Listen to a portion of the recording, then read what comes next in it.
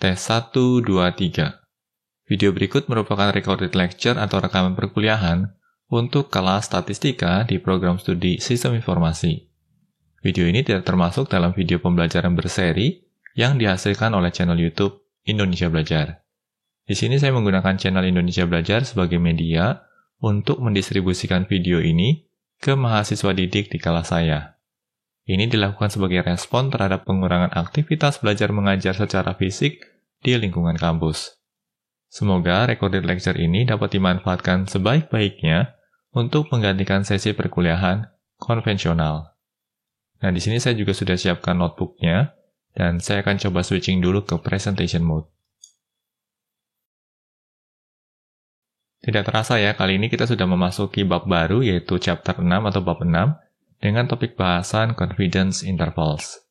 Nah, di sini saya juga ingin kembali mengingatkan bahwa materi pembahasan yang saya sampaikan dalam perkuliahan ini akan mengacu pada suatu textbook atau buku ajar berjudul Elementary Statistics Picturing the World 6th edition yang ditulis oleh Ron Larson. Kita coba mulai ya pembahasan bab 6 ini. Dalam sesi perkuliahan kali ini, kita akan berfokus pada subchapter 6.1 yang akan membahas confidence intervals for the mean dengan kondisi sigmanya diketahui. Kita coba mulai ya sesi pembelajarannya. Estimating population parameters. In this chapter, we will learn an important technique of statistical inference to use sample statistics to estimate the value of an unknown population parameter. Nah, pada bab ini kita akan mempelajari suatu teknik yang sangat penting dalam bidang statistical inference.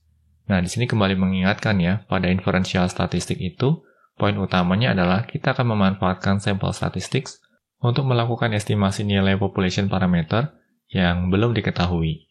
Nah, bagi kalian yang masih awam dengan istilah sample statistics dan juga population parameter, kami sarankan kalian untuk menyimak kembali sesi pembelajaran statistika dasar yang pernah kami sampaikan sebelumnya.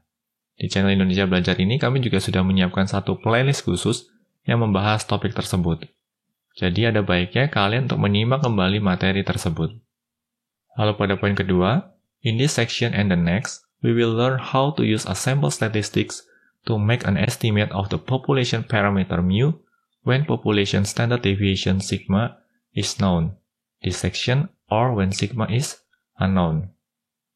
Nah, pada subchapter ini dan subchapter berikutnya, kita akan mempelajari bagaimana caranya untuk menggunakan sampel statistik untuk melakukan estimasi population parameter mu. Ya, jadi yang akan kita estimasi adalah nilai mu-nya atau nilai mean pada population dengan kondisi ketika population standard deviation atau sigma-nya diketahui.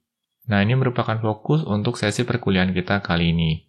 Nanti pada sesi perkuliahan berikutnya, kita akan membahas ketika sigmanya tidak diketahui.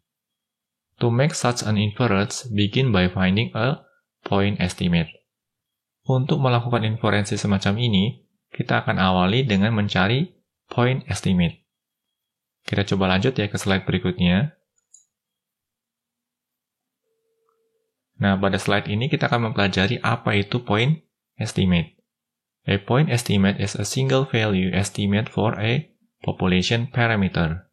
Jadi yang namanya point estimate adalah suatu nilai tunggal yang digunakan untuk melakukan estimasi terhadap suatu population parameter. The most unbiased point estimate of the population mean mu is the sample mean x bar. Nah, di sini disebutkan bahwa point estimate yang tidak bias atau point estimate terbaik yang bisa kita gunakan untuk population mean mu adalah nilai dari sample mean x bar. Atau dengan kata lain, kita bisa menggunakan nilai x bar sebagai point estimate untuk mu. Di mana mu ini merupakan population mean, sedangkan x bar merupakan sample mean. Lalu pada poin berikutnya, the validity of an estimation method is increased when you use a sample statistic that is unbiased and has low variability. Di sini disebutkan bahwa validitas dari suatu metode estimasi akan meningkat bila mana kita menggunakan sampel statistik yang tidak bias dan juga memiliki variability atau keragaman yang rendah. Lalu poin terakhir di sini, a sample statistic is unbiased if it does not overestimate or underestimate the population parameter. Di sini disebutkan bahwa suatu sampel statistik bisa dibilang tidak bias bila mana dia tidak overestimate ataupun underestimate nilai dari population parameternya. Overestimate artinya nilai estimasinya melebihi nilai sebenarnya. Sedangkan underestimate berarti nilai estimasinya jauh di bawah nilai yang semestinya. Nah, bagaimana guys terkait point estimate? Harapannya bisa dipahami ya. Kita akan perdalam pemahaman kita dengan menggunakan studi kasus. Di sini kita dihadapkan pada suatu studi kasus. An economic researcher is collecting data about grocery store employees in a county. Di sini terdapat seorang peneliti dalam bidang ekonomi yang sedang mengumpulkan data terkait employees atau pekerja yang bekerja pada grocery store. Grocery store ini semacam swalayan menjual kebutuhan sehari-hari.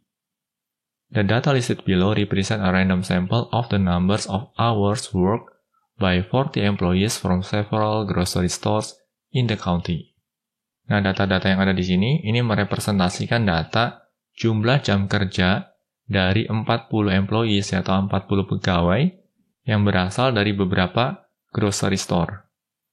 Lalu poin berikutnya, find a point estimate of the population mean mu. Nah, di sini kita diminta untuk mencari point estimate untuk population mean atau mu. Kita coba simak ya solusinya. Di sini pertama-tama kita akan cari dulu sampel mean-nya atau X-bar-nya. X-bar ini bisa kita peroleh dengan cara melakukan pembagian hasil dari sum X-nya dibagi dengan N. Sum X untuk konteks kita kali ini adalah hasil penjumlahan jam kerja dari total keseluruhan 40 employee. Di sini kita memperoleh nilai 1184. Dan N merupakan jumlah employee yang kita collect datanya.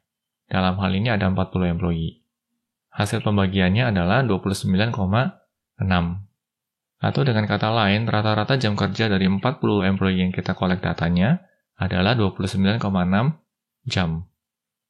The point estimate for the mean number of hours worked by grocery stores employees in the county is 29.6 hours. Nilai X-bar atau nilai sampel mean ini bisa kita gunakan sebagai point estimate untuk mu atau untuk population mean-nya. Hanya saja ya, kita lihat di poin kedua.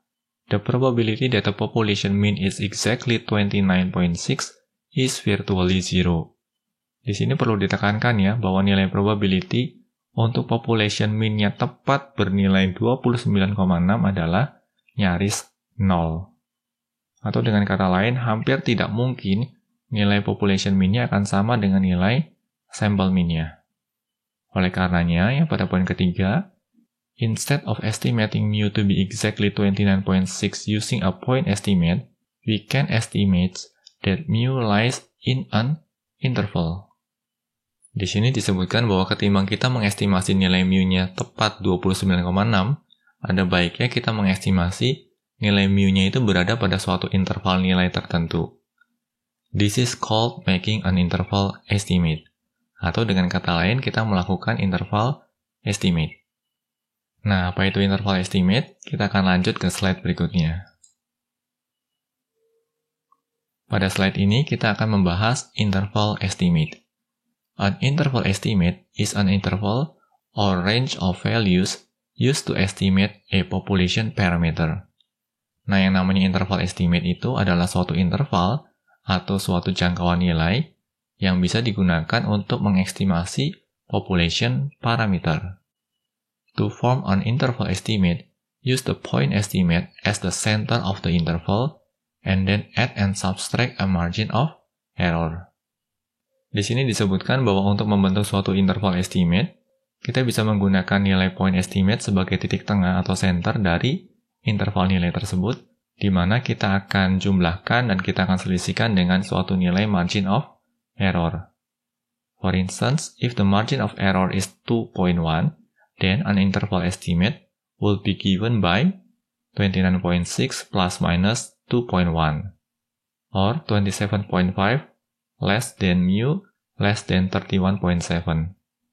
Nah, sebagai contoh di sini sebut saja nilai margin of error-nya adalah 2,1. Artinya interval estimate-nya akan menjadi seperti ini. Nilai point estimate-nya kan 29,6 ya. Berarti 29,6 plus minus 2,1. Atau dengan kata lain, nilai mu-nya ini akan berada dalam rentang 27,5 ya. Nah, nilai 27,5 ini diperoleh dari 29,6 diselisihkan dengan 2,1 sampai dengan 31,7. Nah, nilai 31,7 ini diperoleh dari 29,6 dijumlahkan dengan 2,1. Nah, ini yang dinamakan sebagai interval estimate. Kita coba scroll down ya. The point estimate and interval estimate are shown in the figure. Gambar ini menunjukkan baik point estimate maupun interval estimate. Bisa kita lihat ya, ini merupakan interval estimate-nya dengan jangkauan nilai 27,5 sampai 31,7. Nilai 27,5 ini juga seringkali dikenal dengan istilah left end point. Sedangkan nilai 31,7 ini seringkali dikenal dengan istilah right end point. Dan bisa kita lihat di sini nilai tengah untuk interval estimate kita adalah nilai 29,6 yang juga merupakan nilai point estimate atau X-bar kita. Nah, bagaimana guys? Harapannya bisa dipahami ya apa yang dimaksud dengan interval estimate dan apa hubungannya dengan point estimate. Lalu pada poin terakhir di sini, before finding a margin of error for an interval estimate, we should first determine how confident we need to be that your interval estimate contains the population mean mu. Atau dengan kata lain, di sini disebutkan, sebelum kita mencari nilai margin of error dari interval estimate, pertama-tama kita harus tentukan terlebih dahulu nilai confident atau nilai keyakinan, di mana nilai mu-nya itu akan berada dalam rentang interval estimate-nya. Kita coba lanjut ya ke slide berikutnya. Pada slide ini kita akan mempelajari level of confidence atau tingkat confidence atau tingkat keyakinan. The level of confidence C is the probability that the interval estimate contains the population parameter, assuming that the estimation process is repeated a large number of times. Di sini level of confidence atau tingkat keyakinan seringkali disimbolkan dengan C, merupakan nilai probability bahwa suatu interval estimate akan mengandung population parameter. Nah, di sini juga diasumsikan bahwa proses estimasinya dilakukan secara berulang kali dalam jumlah yang cukup besar. Lalu pada poin kedua, we know from the central limit theorem that when n greater than or equal to 30, the sampling distribution of sample means is a normal distribution. Dalam beberapa sesi pembelajaran sebelumnya, kita pernah mengenal central limit theorem yang menyatakan bahwa ketika jumlah sampelnya lebih besar sama dengan 30, maka sampling distribution dari sample means-nya adalah normal distribution. The level of confidence is the area under the standard normal curve between the critical values minus Z critical and Z critical. Di sini disebutkan bahwa level of confidence ini setara dengan area under the standard normal curve yang diapit oleh dua buah critical values. Dalam hal ini critical values-nya adalah negative Z critical dan positive Z critical. Kita coba scroll down ya. Critical values are values that separate sample statistics that are probable from sample statistics that are improbable or unusual. Di sini disebutkan bahwa critical values adalah values atau nilai yang memisahkan antara sampel statistik yang memungkinkan dengan sampel statistik yang tidak memungkinkan atau yang unusual. We can see from the figure shown below that C is the percent of the area under the normal curve between negative Z critical and Z critical. Figur berikut ini akan menampilkan nilai C yang merupakan persentase dari area under the normal curve yang diapit oleh kedua nilai critical, yaitu negative Z critical dan Z critical. Nah, ini merupakan normal curve-nya, dan ini merupakan area under the curve-nya. Area under the curve ini yang merepresentasikan nilai C-nya, atau level of confidence-nya. Dan bisa kita lihat di sini ya, karena ini normal curve, maka nilai tengahnya adalah Z0. Lalu berikutnya, area under the curve ini diapit oleh dua critical values, yaitu negative Z critical dan Z critical. Kembali mengingatkan bahwa total area under the curve itu akan bernilai 1. Dan bisa kita lihat di sini ya, area yang diarsirnya ini akan bernilai C. Artinya, luas area yang ada di sebelah kiri maupun di sebelah kanan ini bisa kita cari dengan cara 1 diselisihkan dengan C. Nah, 1 diselisihkan dengan C itu merupakan nilai akumulasi dari area di sebelah kiri dan area di sebelah kanan. Karena nilai area yang berada di sebelah kiri dan area yang berada di sebelah kanan ini sama, maka untuk mencari area yang ada di sebelah kiri, bisa kita hitung dengan cara dibagi 2, atau setengah dikali 1 diselisihkan dengan C. Demikian pula dengan area di sebelah kanannya. Nah, area semacam ini juga seringkali dikenal dengan istilah tails. Ini merupakan left tails, sedangkan ini merupakan right tails. Kita coba lihat di sini ya. The area remaining is 1 minus C. So, the area in each tail is half multiplied by 1 minus C. Di sini disebutkan bahwa area sisanya ya, atau area yang berada di luar C ini bisa kita cari dengan cara 1 diselisihkan dengan C. Sehingga area di setiap tail ini bisa kita cari dengan cara setengah dikali 1 diselisihkan dengan C. Nah, sebagai contoh di sini, ketika nilai C-nya adalah 90%, berarti area sisanya adalah 10%. Sehingga setiap tail ini akan memiliki area 5%. 5% untuk di kiri dan 5% untuk di kanan. Nah, setelah mengetahui luas areanya adalah 5%, maka kita bisa mencari z-score-nya. Nah, dalam hal ini z-score yang ada di kiri adalah negatif 1,645. Dan z-score yang ada di kanan adalah 1,645. Cara mencari z-score juga sama ya, dengan cara yang pernah kita pelajari sebelumnya, yaitu dengan menggunakan standar nomor table ataupun dengan menggunakan SciPy.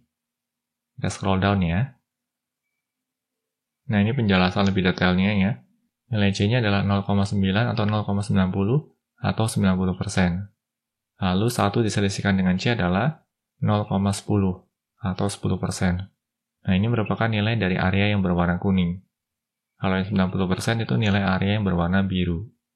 Selanjutnya, area untuk setiap tailnya kita peroleh dengan cara nilai 1 diselisihkan dengan C-nya ini kita bagi 2. Artinya di setiap tail ini proporsinya adalah 5%. Setelah area pada tailnya ditemukan, berikutnya kita bisa mencari nilai kritikalnya. Untuk kasus ini, nilai kritikal yang pertama adalah negatif 1,645 dan nilai kritikal yang kedua adalah 1,645. Nah, kedua nilai kritikal ini pasti akan selalu sama. Yang berbeda adalah yang satunya negatif, yang satunya adalah positif. Nah, bagaimana guys? Harapannya bisa dipahami ya. Kita coba lanjut ke slide berikutnya. Pada slide ini kita akan mempelajari sampling error. The difference between the point estimate and the actual parameter value is called the sampling error. Di sini disebutkan bahwa perbedaan antara nilai point estimate dengan actual parameter value atau nilai parameter yang sebenarnya ini dikenal dengan istilah sampling error. When mu is estimated, the sampling error is the difference x bar minus mu. Di sini coba disederhanakan dalam bentuk formula yang disebut sebagai sampling error itu merupakan nilai selisih dari x bar dengan nilai mu-nya. In most cases, of course, mu is unknown and x bar varies from sample to sample. Nah, di sini disebutkan bahwa pada kebanyakan kasus, nilai mu ini unknown atau tidak diketahui. Sedangkan nilai x bar-nya akan bervariasi dari satu sampel ke sampel yang lain. Atau dengan kata lain, nilai x bar ini akan sangat beragam sekali dari satu sampel ke sampel yang lainnya. However, you can calculate a maximum value for the error when you know the level of confidence and the sampling distribution. Nah, tetapi di sini ada hal yang menarik nih. Kita tetap bisa melakukan kalkulasi nilai error maksimum ya, atau nilai error terbesar ketika kita mengetahui nilai level of confidence dan juga sampling distribution-nya. Kita coba lanjut ya ke slide berikutnya. Pada slide ini kita akan mempelajari margin of error. Given a level of confidence C, the margin of error E, sometimes also called the maximum error of estimate or error tolerance, is the greatest possible distance between the point estimate and the value of the parameter it is estimating. Di sini disebutkan bahwa bila diketahui suatu level of confidence tertentu, yaitu C, nilai margin of error atau nilai E ini merupakan nilai error terbesar yang mungkin dihasilkan antara point estimate dengan value dari parameter yang sebenarnya yang coba untuk diestimasi tadi. Lalu untuk poin yang kedua, for a population mean mu, where sigma is known, the margin of error is. Nah, bila mana mu dan sigma-nya diketahui, kita bisa mencari nilai margin of error-nya dengan menerapkan formula sebagai berikut. E atau nilai margin of error bisa kita cari dengan cara mengalihkan critical values dengan sigma x bar. Atau dengan kata lain di sini, critical value-nya atau Zj-nya kita kalikan dengan sigma dibagi dengan square root dari n. Hanya saja formula ini tidak bisa sembarangan kita gunakan. Terdapat dua kondisi yang harus dipenuhi. Nah, kondisi yang pertama adalah sampelnya harus random. Artinya kalau proses samplingnya tidak random, kita tidak bisa menggunakan formula ini. Lalu syarat yang kedua adalah ini terkait dengan central limit theorem, yaitu populasinya harus normally distributed atau jumlah sampelnya paling sedikit harus 30 sampel. Nah, bagaimana guys terkait margin of error? Harapannya bisa dipahami ya. Kita akan coba perdalam pemahaman kita melalui beberapa studi kasus berikut ini. Nah, di sini kita akan kembali merevisi studi kasus sebelumnya. Hanya saja kali ini kita sudah menetapkan suatu confidence level ya. Use the data in example 1 and a 95% confidence level to find the margin of error for the mean number of hours worked by grocery stores employee. Nah, di sini yang membedakan dengan kasus sebelumnya adalah kali ini kita sudah menetapkan nilai confidence levelnya, yaitu 95%. Selanjutnya, di sini kita perlu untuk mencari nilai margin of error-nya. Di sini juga terdapat poin tambahan, assume the population standard deviation is 7.9 hours. Di sini diasumsikan nilai standard deviation dari population-nya atau nilai sigma-nya adalah 7,9 jam. Kalau kita perhatikan dari kasus ini, sebenarnya kita tidak mengetahui ya, apakah distribusi dari population-nya normal atau tidak. Hanya saja, di sini kita memiliki suatu sampel yang jumlahnya adalah 40 employee. Dan berdasarkan central limit theorem, ketika sampel size-nya sudah 30 ke atas, kita bisa asumsikan bahwa population-nya itu mendekati normal distribution. Kita coba cermati ya solusi untuk kasus ini. Because sigma is known, 7.9, the sample is random, and n is greater than or equal to 30, we can use the formula for E. Di sini disebutkan bahwa karena sigmanya itu diketahui, di mana nilai sigmanya adalah 7,9, lalu sampelnya juga kita peroleh secara acak atau random, dan nilai n-nya itu lebih besar sama dengan 30, maka kita bisa menggunakan formula E atau formula untuk mencari margin of error. Di sini pertama-tama tahapannya kita akan cari nilai z-score-nya dulu yang berkorespondi dengan nilai 95% confidence level. Dan kalau kita menggunakan standard normal table, kita akan mendapati nilai z-score-nya adalah 1,96. This implies that 95% of the area under the standard normal curve falls within 1.76 standard deviation of the mean. Atau dengan kata lain, di sini kita bisa bilang bahwa 95% dari area under the standard normal curve itu berada dalam 1,96 standard deviation dari nilai min-nya. Kita scroll ke bawah ya. Pada poin ini juga disebutkan, we can approximate the distribution of sample means with a normal curve by central limit theorem because n is greater than or equal to 30. Atau dengan kata lain, di sini sample means ini bisa kita aproksimasikan sebagai normal distribution berdasarkan central limit theorem. Karena ya nilai n-nya itu lebih besar sama dengan 30. Nah, plottingnya lebih kurang seperti ini nih. Ya, ini normal distribution atau standard normal distribution. Lalu nilai mu-nya ini berada pada z sama dengan 0. Critical value-nya adalah 1,96 ya. Berarti di sini negatif 1,96, yang di sini positif 1,96. Dan area yang diarsir ini atau area yang berwarna biru ini akan menempati proporsi 0,95. atau 95%.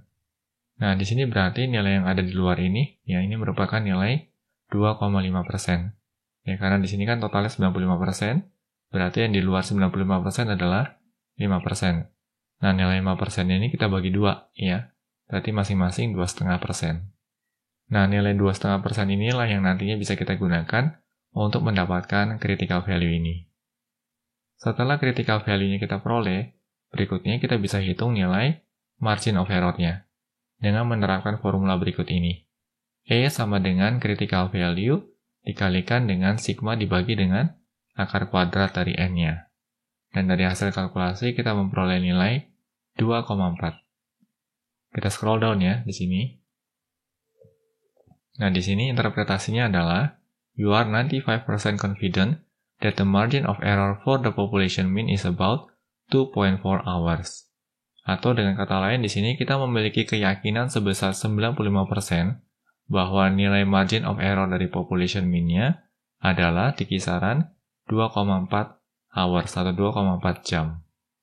Nah, bagaimana guys? Harapannya bisa dipahami ya.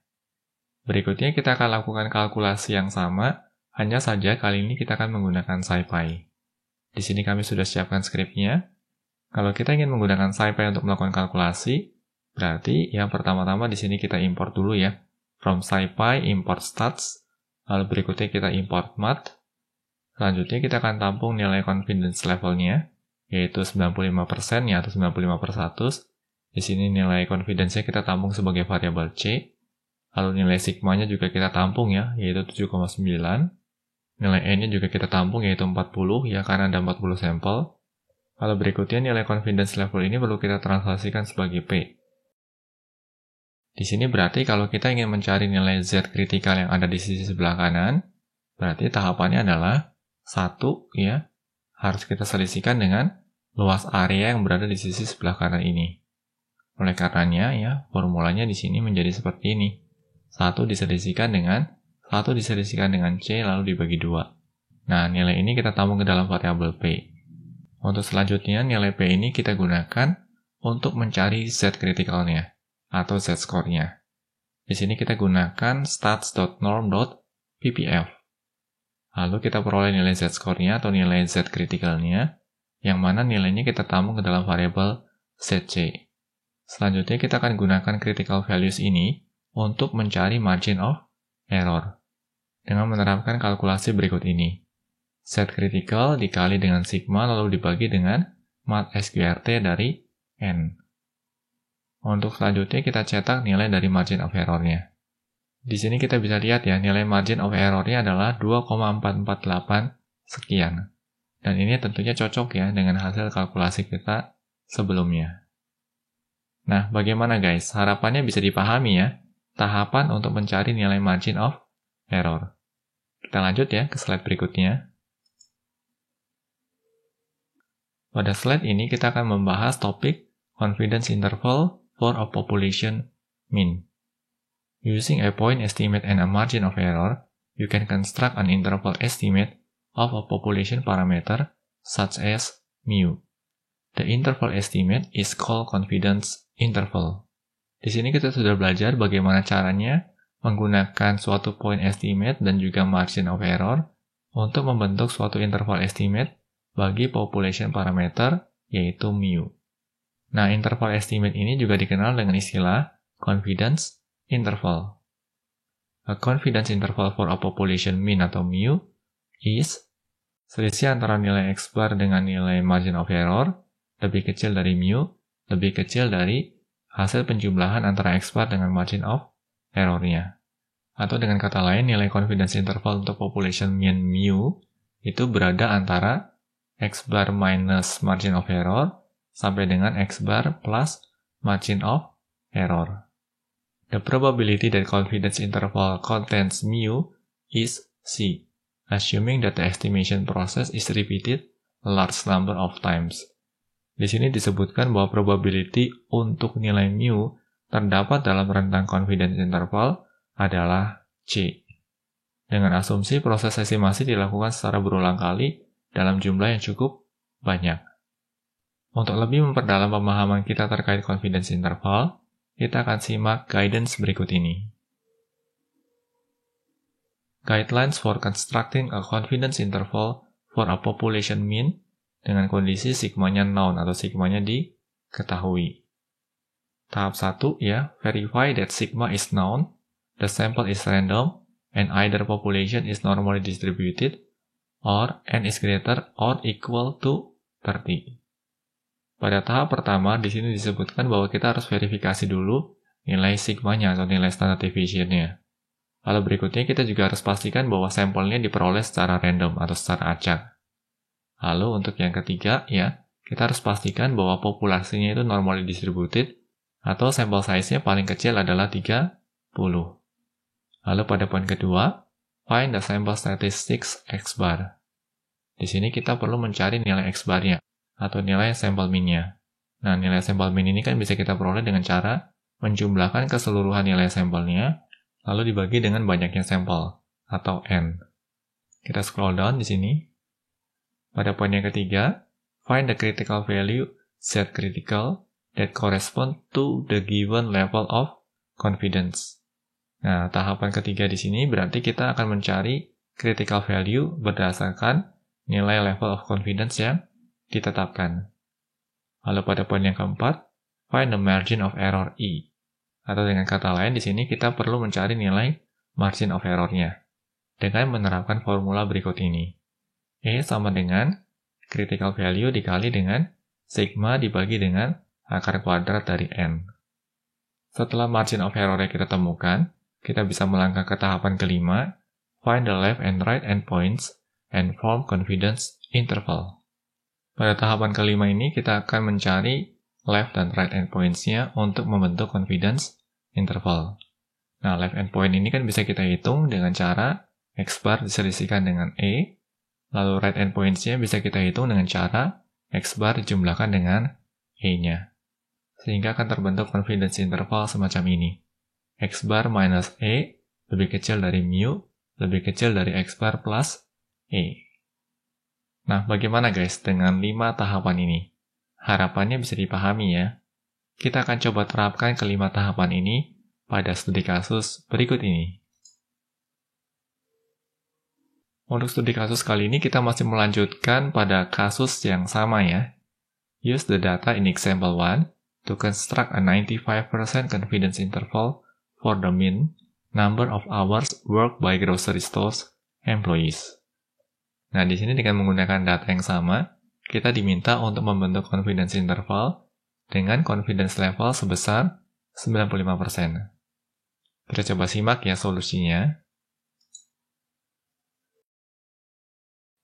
Di sini berdasarkan hasil penggarapan sebelumnya, diketahui bahwa nilai X bar-nya adalah 29,6 dan nilai margin of error-nya adalah 2,4. Artinya, confidence interval-nya itu bisa kita bentuk dengan cara seperti ini. Berarti nilai X bar yang ini bisa kita jadikan sebagai point estimate-nya, ya, 29,6. Lalu nilai margin of error-nya adalah 2,4. Artinya, left endpoint-nya adalah 29,6 diselisihkan dengan 2,4. Dan kita memperoleh nilai 27,2. Lalu untuk right endpoint-nya, bisa kita cari dengan cara X bar, yaitu 29,6, dijumlahkan dengan margin of error-nya, yaitu 2,4. Dan kita memperoleh nilai 32. Dan ini merupakan confidence interval kita. Kita coba scroll down ya di sini. Interpretasinya, with 95% confidence, you can say that the population mean number of hours worked is between 27.2 and 32 hours. Dengan kata lain, di sini kita bisa bilang bahwa kita memiliki keyakinan sebesar 95% untuk menyatakan bahwa population mean terkait jumlah jam kerja dari para employee itu berkisar antara 27,2 sampai dengan 32 jam. Nah, bagaimana guys? Harapannya bisa dipahami ya. Pada tahapan berikutnya, kita akan melakukan kalkulasi yang sama, hanya saja kali ini kita akan memanfaatkan SciPy. Nah, di sini akan terdapat dua cara ya. Ini merupakan cara yang pertama dan ini merupakan cara yang kedua. Kita akan simak terlebih dahulu cara yang pertama untuk mencari confidence interval. Di sini pertama-tama kita akan import dua modul penting, yaitu SciPy dan math. From SciPy import stats, lalu import math. Pada tahapan berikutnya, kita akan menampung nilai n, yaitu 40, nilai sigma, yaitu 7,9, dan nilai x-bar-nya, yaitu 29,6. Selanjutnya, kita juga akan tampung nilai dari confidence level-nya, yaitu 95%, atau 95/100. Selanjutnya, nilai confidence level ini akan kita translasikan ke dalam nilai P. Nah, setelah nilai P-nya kita peroleh, kita akan gunakan nilai P ini untuk mendapatkan critical value-nya. Dengan cara kita gunakan stats.norm.ppf, lalu kita sertakan nilai P-nya sebagai parameter. Setelah critical value-nya kita peroleh, kita akan gunakan critical value ini untuk mencari nilai margin of error-nya. Dan selanjutnya kita akan cetak nilai margin of error beserta nilai confidence interval-nya.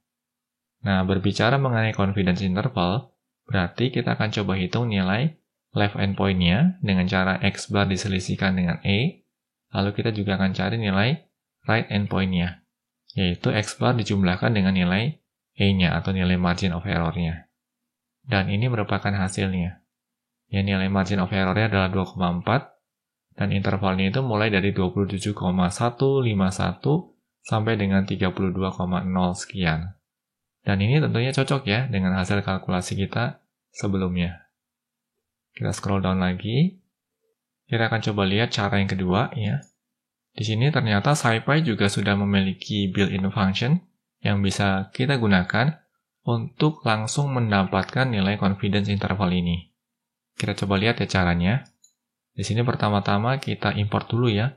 From SciPy import stats. Lalu di sini kita juga panggil from math import sqrt. Selanjutnya ya kita akan tampung nilai n, nilai sigma dan nilai x-bar, serta nilai confidence levelnya, yaitu 95%. Selanjutnya kita akan manfaatkan nilai-nilai ini untuk mencari nilai sigma x-bar-nya. Nah, sigma x-bar ini bisa kita peroleh dengan cara sigma dibagi dengan sqrt n. Di sini untuk mendapatkan nilai confidence interval, kita bisa langsung memanggil fungsi stats.norm.interval. Lalu untuk parameternya kita akan menyertakan 3 nilai, yaitu nilai confidence levelnya, lalu disusul dengan parameter log yang merupakan nilai x-bar, dan untuk parameter ketiga adalah parameter scale yang merupakan nilai sigma x-bar-nya. Nah, kalau ini kita eksekusi, kita akan memperoleh nilai yang sama persis dengan hasil perhitungan sebelumnya. Bisa kita lihat di sini ya, untuk left endpoint-nya adalah 27,151 sekian, dan untuk right endpoint-nya adalah 32,048 sekian. Dan nilainya sama persis. Nah, bagaimana guys? Harapannya bisa dipahami ya. Kita akan coba melangkah ke slide berikutnya. Pada slide ini kita akan dihadapkan pada studi kasus yang lain yang harapannya dapat membantu memperdalam pemahaman kita terkait topik confidence interval. A college admission director wishes to estimate the mean age of all students currently enrolled. Nah, di sini seorang direktur penerimaan mahasiswa baru berharap untuk bisa melakukan estimasi terkait rata-rata usia dari seluruh siswa baru yang mendaftar. In a random sample of 20 students, the mean age found to be 22.9 years. Nah, di sini dilakukan random sample sejumlah 20 students atau 20 siswa. Dan didapati nilai rata-rata usianya adalah 22,9 tahun. Nah, ini berarti nilai N-nya, dan ini merupakan nilai X-bar-nya. From past studies, the standard deviation is known to be 1.5 years, and the population is normally distributed. Nah, ini penting banget nih ya. Population-nya diketahui normally distributed. Artinya, walaupun nilai N-nya itu lebih kecil dari 30, tetapi karena kita sudah tahu ya, population-nya itu normally distributed, kita bisa menerapkan formula untuk mencari margin of error yang sudah kita pelajari sebelumnya. Di sini juga bisa dilihat ya, berdasarkan hasil pengamatan sebelumnya, diketahui bahwa nilai standard deviation-nya adalah 1,5 tahun. Atau dengan kata lain, 1,5 tahun ini merupakan nilai sigma-nya. Nah, poin pertanyaannya adalah construct a 90% confidence interval of the population mean age. Nah, di sini kita diminta untuk membentuk confidence interval dari population mean age-nya. dengan tingkat keyakinan atau level of confidence-nya 90%. Kita coba simak ya solusinya. Because sigma is known, the sample is random, and the population is normally distributed, use the formula E even in this section. Nah, di sini karena sigmanya diketahui, lalu sampelnya juga random ya, atau sampelnya dibentuk secara acak, dan juga population-nya itu normally distributed. Maka kita bisa langsung menggunakan formula untuk mencari margin of error yang kita pelajari sebelumnya. Nah, dari kasus ya kita juga mengetahui bahwa nilai N-nya adalah 20, X-bar-nya adalah 22,9, sigma-nya adalah 1,5. Lalu berikutnya, confidence level-nya adalah 90%. Nah, nilai confidence level ini kita akan gunakan untuk mencari critical values-nya. Dalam hal ini ditemukan nilai Z critical-nya adalah 1,645. Nah, setelah nilai-nilai ini kita data, tahapan berikutnya adalah kita akan coba kalkulasikan nilai margin of error-nya. Berarti di sini kita rumuskan E sama dengan Z critical dikali dengan sigma dibagi dengan akar kuadrat dari N. Dan berdasarkan hasil kalkulasi, kita memperoleh nilai 0,6.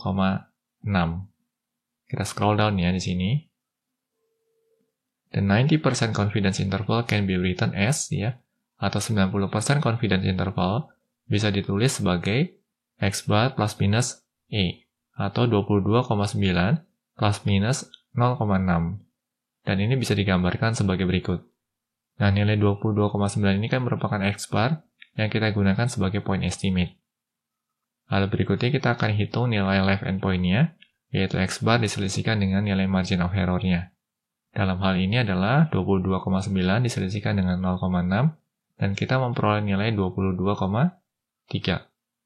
Lalu untuk right endpoint ya, bisa kita hitung dengan cara X bar dijumlahkan dengan margin of error-nya, di mana nilainya adalah 22,9 dijumlahkan dengan 0,6, dan kita memperoleh nilai 23,5.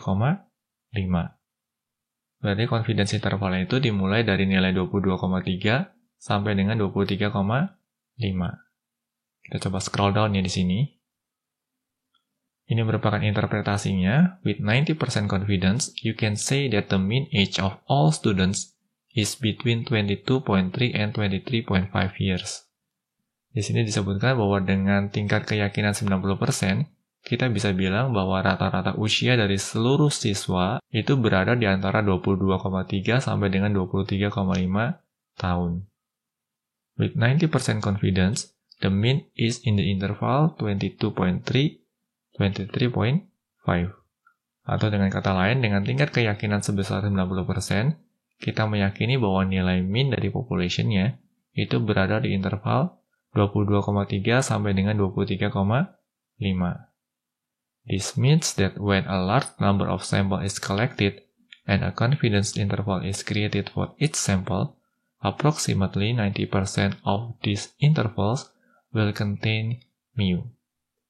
Atau dengan kata lain, ketika kita melakukan sampling berulang kali, dan dari setiap sampelnya kita bentuk confidence interval, maka diperkirakan 90% dari nilai interval tersebut akan mengandung nilai mu atau nilai mean dari population-nya. Nah, bagaimana guys? Harapannya bisa dipahami ya. Berikutnya kita akan lakukan kalkulasi yang sama, hanya saja di sini kita akan memanfaatkan SciPy. Nah, di sini ada dua cara ya. Yang ini merupakan cara yang pertama, sedangkan yang ini merupakan cara yang kedua. Kita akan lihat dari cara yang pertama dulu. Pertama-tama di sini kita akan import ya, from SciPy import stats, from math import sqrt.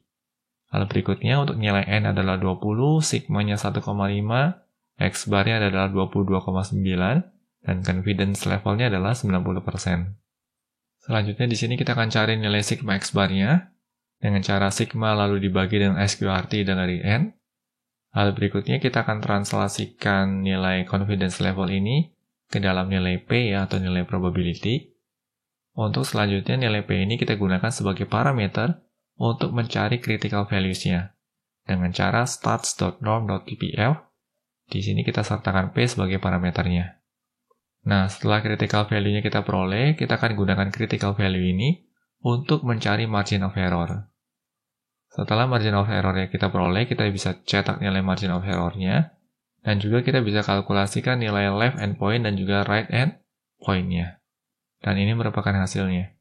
Margin of error-nya adalah 0,55 sekian ya.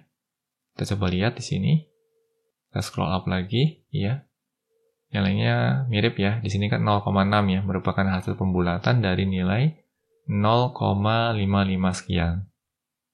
Lalu berikutnya untuk left endpoint-nya adalah 22,348. Kita lihat di sini ya, 22,3 ya, cocok ya. Lalu untuk right endpoint-nya adalah 23,45 sekian. Kita scroll up ya, di sini 23,5 yang merupakan hasil pembulatannya. Dan cocok nilainya. Nah, ini merupakan pendekatan yang pertama. Kita juga bisa gunakan pendekatan yang kedua. Di sini pertama-tama kita import dulu ya. From SciPy import stats, from Mart import sqrt. Lalu kita tampung nilai n, nilai x bar, dan nilai sigma-nya, serta nilai confidence level-nya. Lalu pada tahapan berikutnya kita akan kalkulasikan nilai sigma x bar-nya dengan cara sigma dibagi dengan sqrt dari n. Nah, yang berbeda di sini adalah kita akan langsung cari nilai confidence intervalnya dengan memanfaatkan stats.norm.interval. Lalu berikutnya kita akan sertakan nilai confidence level, nilai x bar, dan juga nilai sigma x bar sebagai parameternya. Dan di sini kita akan memperoleh nilai yang sama persis, seperti ini. Nah, bagaimana guys? Harapannya bisa dipahami ya, tahapan untuk mencari confidence interval. Kita akan coba lanjut ke topik bahasan berikutnya. Pada slide ini kita akan mempelajari bagaimana cara untuk menentukan sample size. For the same sample statistics, as the level of confidence increases, the confidence interval widen. Di sini disebutkan bahwa untuk sampel statistik yang serupa atau yang sama, seiring dengan makin meningkatnya level of confidence atau tingkat confidence-nya, maka confidence intervalnya juga akan melebar. Lalu pada poin kedua, as the confidence interval widen, the precision of the estimates decreases. Nah, konsekuensi dari makin melebarnya nilai confidence interval adalah presisi dari estimasinya juga akan menurun. One way to improve the precision of an estimate without decreasing the level of confidence is to increase the sample size. Di sini disebutkan bahwa salah satu cara untuk meningkatkan presisi dari suatu estimasi tanpa mengorbankan level of confidence adalah dengan cara meningkatkan sample size-nya. But how large a sample size is needed to guarantee a certain level of confidence for a given margin of error? Nah, yang jadi pertanyaan di sini adalah, berapa sih sample size yang dibutuhkan untuk menjamin tingkat confidence tertentu dalam suatu rentang error yang kita tentukan? Kita coba scroll down ya di sini. By using the formula for the margin of error to find the minimum sample size n, given a confidence level and a margin of error e, the minimum sample size n needed to estimate the population mean mu is. Nah, di sini disebutkan cara untuk mendapatkan nilai n yang ideal itu bisa kita didak atau bisa kita rumuskan dari formula sebelumnya, di mana E sama dengan Z kritikal dikalikan dengan sigma dibagi dengan akar dari N. Nah, nilai N inilah yang akan kita cari nih. Nah, caranya formula ini tinggal kita rearrange ulang, sehingga kita akan memperoleh formula sebagai berikut. N sama dengan Z kritikal dikali dengan sigma dibagi dengan E atau margin of error, lalu nilainya ini kita kuadratkan atau kita pangkatkan 2. When sigma is unknown, we can estimate it using S ya, atau standard deviation di tingkat sampel. Provide you have a preliminary sample with at least 30 members. Nah, di sini disebutkan bahwa ketika nilai sigma-nya tidak diketahui, kita bisa memanfaatkan nilai S ya, atau nilai standard deviation di level sampel, tetapi dengan catatan bahwa sampel size-nya itu minimal harus 30. Kita lanjut ya, slide berikutnya. Nah, di sini kita dihadapkan pada suatu studi kasus untuk mencari sample size.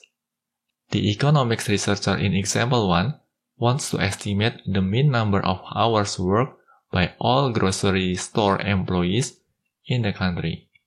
How many employees must be included in the samples to be 95% confident that the sample mean is within 1.5 hour of the population mean. Nah, dengan kata lain di sini ya, untuk studi kasus terkait dengan pegawai dari grocery store, kita mau cari tahu nih, berapa sih sample size yang ideal untuk mencapai tingkat confidence atau tingkat keyakinan sebesar 95% dengan margin of error sebesar 1,5 jam. Kita coba lihat ya solusinya. Nah, di sini berarti nilai C-nya atau nilai confidence level-nya adalah 0,95 ya, atau 95%. Lalu berdasarkan confidence level ini, kita akan cari nilai critical value-nya. Dalam hal ini nilai critical value-nya adalah 1,96. Lalu untuk nilai sigma-nya adalah 7,9 dan nilai margin of error-nya adalah 1,5. We can solve for the minimum sample size n. Nah, di sini kita akan coba mencari nilai n-nya atau sample size yang sesuai dengan kriteria semacam ini. Berarti caranya adalah set critical dikali sigma lalu dibagi dengan nilai margin of error dan kita pangkatkan 2. Nah, berdasarkan hasil kalkulasi ini kita memperoleh nilai n-nya adalah 106,56. Atau dengan kata lain di sini kita bisa bulatkan ke atas menjadi 107. Dengan kata lain di sini dibutuhkan sebanyak 107 grocery store employees sebagai sampel. Kita coba lihat ya interpretasinya. The researcher already has 40 employees, so the sample needs 67 more members. Di sini disebutkan bahwa peneliti tadi sudah memiliki sample size sebesar 40 employees. Artinya di sini dibutuhkan untuk melakukan koleksi data atau pengumpulan data terhadap 67 employee lainnya. Lalu pada poin berikutnya, note that 107 is the minimum number of employees to include in the sample. Yang perlu digarisbawahi di sini adalah nilai 107 ini merupakan nilai minimum dari jumlah employee yang perlu disertakan dalam sampel. Artinya boleh lebih ya. The researcher could include more if desired. Nah, di sini ditekankan ya bahwa nilai 107 itu merupakan nilai sample size minimumnya. Artinya si peneliti atau si researcher tadi bisa mengumpulkan sample size yang ukurannya lebih besar dari 107. Nah, bagaimana guys? Harapannya bisa dipahami ya. Berikutnya kita akan lakukan kalkulasi yang sejenis atau yang sama, hanya saja di sini kita akan menggunakan Python. Di sini kita akan tampung nilai confidence level, nilai critical value, nilai sigma, dan juga nilai margin of error-nya. Untuk berikutnya kita akan terapkan formula berikut ini. Z-score dikali dengan sigma, lalu dibagi dengan margin of error, dan keseluruhan nilai ini akan kita pangkatkan 2. Untuk selanjutnya nilainya kita tampung ke dalam variabel n dan kita cetak layar. Dan bisa kita lihat di sini ya, nilainya adalah 106,557 sekian. Dan ini cocok ya dengan hasil kalkulasi sebelumnya. Nah, bagaimana guys? Harapannya bisa dipahami ya terkait tahapan untuk mencari suatu nilai sample size. Demikian sesi perkuliahan kali ini, semoga materi yang disampaikan bisa dipahami dengan baik. Dengan adanya materi yang disampaikan dalam format rekaman video ini, sebenarnya mahasiswa memiliki kendali lebih, yaitu kendali untuk mengulang materi yang dirasa masih belum bisa dipahami dengan baik, tanpa harus merasa sungkan kepada saya sebagai pengajar. Fokuskan proses belajar pada satu tujuan, yaitu untuk mendapatkan pemahaman terbaik terkait materi pembelajaran yang disampaikan. Tetap semangat untuk belajar dan jangan sia-siakan usia muda yang kalian miliki. Akhir kata, saya mau mengutip pesan yang selalu disampaikan melalui channel Indonesia Belajar ini. Banyak belajar, biar bisa bantu banyak orang.